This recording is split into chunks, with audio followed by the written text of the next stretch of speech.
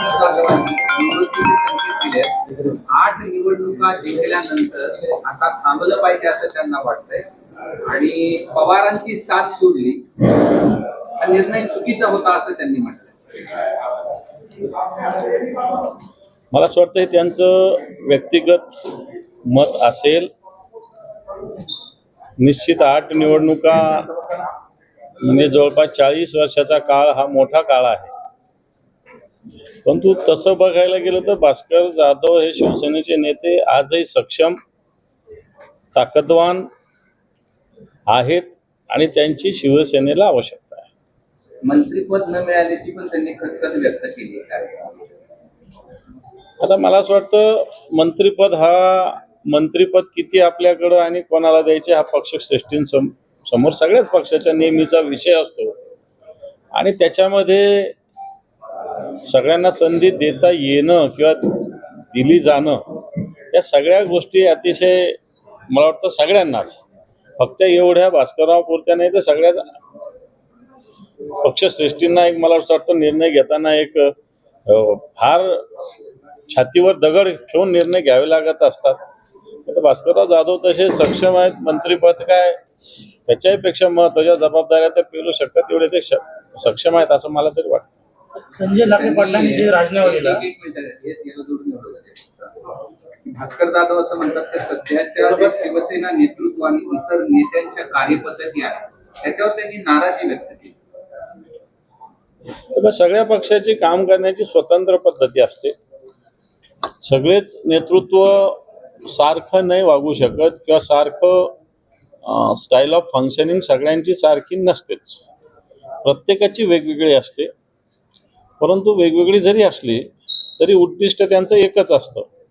त्यामुळे मला असं वाटतं स्वतंत्र कार्यपद्धती ज्याची त्याची असते एवढंच याच्यावर म्हणता येईल. ते असं बोलताना असंही म्हणाले की विरोधी पक्षनेतेपद मिळालं असतं तर सरकारच्या चुकीचे कामाचे वाभाडे काढले असते. त्यांना कुठे खदखद वाटते का हे पद मिळालं नाही? खरं तर सत्ताधारी पक्ष एकीकडं मोठ्या गोष्टी करत असताना विरोधी पक्ष नेता ही जबाबदारी इतक्या दिवस ते म्हणायचे की पत्र द्या पत्र द्या पत्र द्या. आता आम्ही तिन्ही पक्षांनी एकत्रित होऊन अशा पद्धतीनं सरकारकडं म्हणजेच विधानसभेच्या अध्यक्षाकडे पत्र सादर केलेलं आहे. आता हे सगळी सर्वस्वी जबाबदारी विधानसभेच्या अध्यक्षाची आहे. त्यामुळे खरं तर भास्कररावांना ते मागच्याच अधिवेशनाच्या काळात मिळायला पाहिजे जबाबदारी. ते त्यांना विचारा, आता त्यांच्या मनातलं मला काही माहिती नाही. शिवसेनेचे संजय लाखे पाटील यांनी राजीनामा दिला आणि तुमच्या कार्यपद्धतीवर त्यांनी खूप मोठा आक्षेप ठेवलेला. माझा आणि त्यांचा कधी संबंधच आलेला नाही. तसा पाहायला गेला तर माझी कार्यपद्धती आणि त्यांचं कधी काही संबंध आलेलाच नाहीये. ते शिवसेनेत आल्यानंतर मला वाटतं सचिव झाले. सचिवांचं काम मान्य उद्धवजींना मदत करणं असं असतं. सचिव आमच्याकडे जे 7-8 आहे, प्रत्येकाला एक एक वेगवेगळ्या विभागाची जबाबदारी आहे. त्या पद्धतीनं काम करत असतात. त्यामुळे माझा त्यांच्या विषयाशी काही संबंधच यायचा कारण नाही. माझी काय पद्धती ती माझी पद्धती, त्याला काय. माजी आमदार तुम्ही जे आंदोलन केलं त्याच्यावर तुमचं कौतुक उद्धव ठाकरेंनी केलं. ती मूळ संकल्पनाच त्यांची होती असं लाखे पाटलांचं. मला माहितच नाही त्यांची संकल्पना असायचं काय कारण. त्यांनी मला कधी सांगितली का किंवा मी त्यांना विचारले का मला माहित नाही. आणि माझा पिंड आंदोलनाचा आहे. हे असे आम्ही सातत्यानं काही ना काही करत असतो. आज आम्ही बघा बँकांची शाळा एक आंदोलनात्मक उपक्रम राबवलेला आहे. या निमित्तानं शिवसैनिक बँकात जातो. शेतकरी त्याच्याकडे येतात. शेतकऱ्यांच्या 4 फाईल मंजूर करायला शिवसैनिक बँकेमध्ये जातो. एखादी होते एखादी होत नाही, परंतु एक संपर्क वाढतो. हा या आंदोलनाची भूमिका असते. आणि त्याच्यामुळं मी मागच्या 40 वर्षांनी काम करतो. त्यामुळे मला असं वाटत नाही लाखेंबिखेंचे काही गोष्टी मला घ्यायची आवश्यकता आहे. संजय राऊत हे सर्वात पूर्ण मराठवाड्यामध्ये आज शेतकऱ्यांना पीक कर्ज मिळवताना ज्या पद्धतीनं अडचणींना सामोरं जावं लागतं त्या दृष्टीनं बँका मानसिक त्रास मोठ्या प्रमाणात शेतकऱ्यांना देत आहेत. आणि म्हणून आज आम्ही एक बँकांची शाळा नावाचा उपक्रम पूर्ण मराठवाड्यात बँकामध्ये जाऊन राबवतोय. आणि या उपक्रमाच्या अंतर्गत बँकांकडून काही प्रश्नाचे उत्तर आम्ही शोधतोय आणि या माध्यमातून शेतकऱ्यांना कर्ज मिळण्यामध्ये सुरळीतपणा यावा हा आमचा उद्देश आहे. याच्यातला प्रमुख सिबिल तपासू नये अशा पद्धतीनं वरपासून माननीय मुख्यमंत्र्यांपासून सूचना आहेत. अशा असताना इथे आम्ही लीड बँकेकडे आलो, त्यांनी सांगितलं की अशा सूचना आहेत, खरं आहे, परंतु खालच्या स्तरावरचे बँकेचे अधिकारी मॅनेजर्स या सूचनांचं पालन तंतोतंत करत नाही, सिबिल तपासतातच. आणि म्हणून हा एक मुद्दा आहे. बऱ्याच ठिकाणी शेतकऱ्यांनी वन टाइम सेटलमेंट केलेलं आहे. बऱ्याच ठिकाणी काही शेतकरी एखाद्याचा जामीनदार राहतात आणि अशा स्थितीमध्ये या शेतकऱ्यांना कर्ज मिळवण्यामध्ये मोठ्या अडचणी निर्माण होत आहेत. आणि म्हणून बरेच अर्ज 2-2 महिने प्रलंबित आहे. म्हणून आमचा एक मुद्दा असा होता की 1 आठवड्यामध्ये एक तर अर्ज ऍक्सेप्ट करा, नाही तर रिजेक्ट करा, पेंडिंग ठेवू नका, कारण मग दुसरा मार्ग शेतकऱ्याला निवडता येतो. आणि या सगळ्या परिस्थितीमुळं शेतकऱ्यांना वेगळ्या अडचणीला सामोरं जातं. आता पेरणीचे दिवस आहे, खतं घ्यावं लागतात, बी बियाणं घ्यावं लागतात. पाऊस सुरुवातीला चांगला आला, आता थांबलेला आहे. मागच्या काळात अतिवृष्टी झाली, गारपीट झाली, याचंही सरकारने अनुदान दिलं नाही, विमा थकलेला आहे. आणि या स्थितीमध्ये बँका एक आशेचा किरण शेतकऱ्यांसाठी आहे, परंतु या बँकामध्ये सुद्धा शेतकऱ्यांची अडवणूक होते. आणि म्हणून आज आम्ही ही संभाजीनगरात bank of Maharashtra lead bank आहे, त्यांच्या सर्व अधिकाऱ्यांची भेट घेतलेली आहे, त्यांच्याशी चर्चा केली, आमच्या मागण्या, आमचं म्हणणं आम्ही त्यांच्या समोर मांडलेलं आहे. जाणवे साहेब, एकीकडं मुख्यमंत्र्यापासून शेतकऱ्यांमध्ये नेमकं कन्फ्युजन आहे की कर्जमाफी मिळणार की नाही. ज्यांनी भरलं त्यांना आता पश्चाताप होतोय की नेमकं कर्ज भरलं तर त्याचा काय तोटा झालेला आहे, काय नेमकं सरकारकडून काय अपेक्षित आहे आपल्याला. सरकारने कर्जमाफीचं आश्वासन दिलं होतं आणि या आशेमुळं शेतकऱ्यांचे कर्ज मोठ्या प्रमाणावर थकीत आहे, मान्य केलंच पाहिजे.